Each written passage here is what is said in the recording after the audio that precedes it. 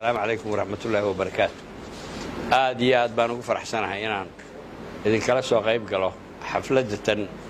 قيمها هي قايها بدن حفيزك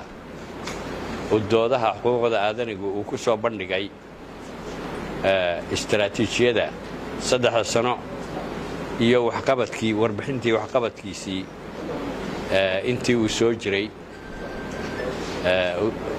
aad baan ugu mahadcelinayaa waan hawl muhiim ah runtii waxa ka muuqata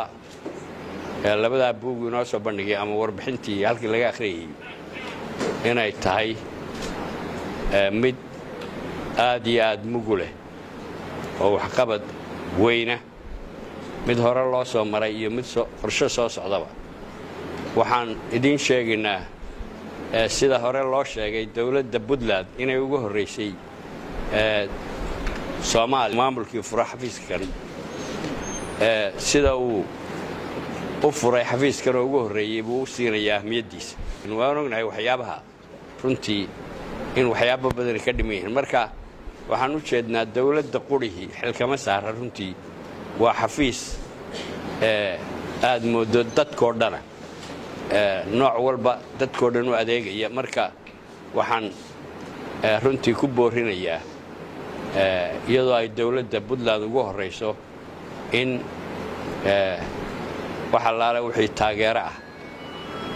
loo qaban karo karti ah inaynu u wada istaagno u qabanno xafiiska aad baan maxay tahay arrinka iyada ah